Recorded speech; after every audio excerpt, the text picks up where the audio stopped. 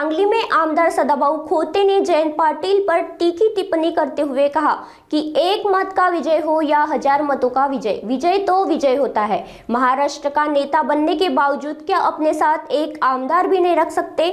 सदाभाऊ खोते ने देवेंद्र फडणवीस और एकनाथ शिंदे के उदाहरण देकर जयंत पाटिल की आलोचना की और पूछा, जयंत पाटील साहेबांचा मुक्काम हा आयुष्यभर लबाडाच्या गावात आहे। खऱ्याच्या गावात ते कधी राहायला आले नाहीत। वाळवा विधान मतदारसंघातून ते लाखाने निवडून यायचे, पण यावेळी ते लीड त्यांचं 6000वरती आलं।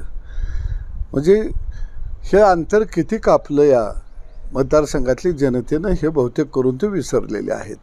गेल्या वेळी जिल्हा परिषदला उभा केलं वैभव शिंदेंना, विलासराव शिंदे साहेबांच्या डोळ्यात देखत त्यांच्या पाठीत खंजीर खुपसला आणि अपक्ष निवडून आला। तो 60 मतांना आलेला होता, त्याचा गुलाल हिने उधळलेला होता।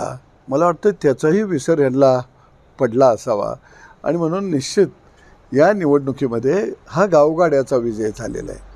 विस्थापित विरुद्ध प्रस्थापित अशी लढाई झाली, प्रस्थापितांचा पराभव झाला, गल्ली बोळातनं त्यांना फिरावं लागलं।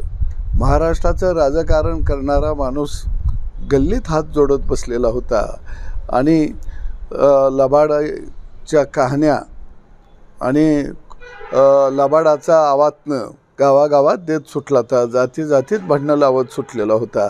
परंतु जनतेनं त्यांना जागा दाखवून दिलेली आहे। आता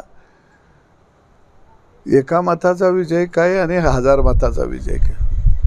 विजय हा विजय असतो। फक्त तुम्ही 6000 मतांना निवडून आला आणि महाराष्ट्राचा नेता म्हणून मिरवायला लागला। 1.5 आमदार आहे का तुमच्याबरोबर?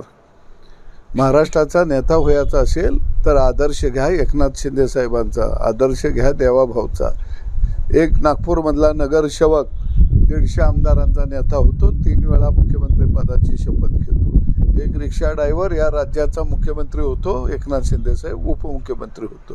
तुम्ही सोन्याचा चमचा घेऊन जन्माला आला, सूचक अनुमोदक तर एखादा आमदार तुम्हाला आहे का? त्याचं नाव जरा सांगा तुम्ही।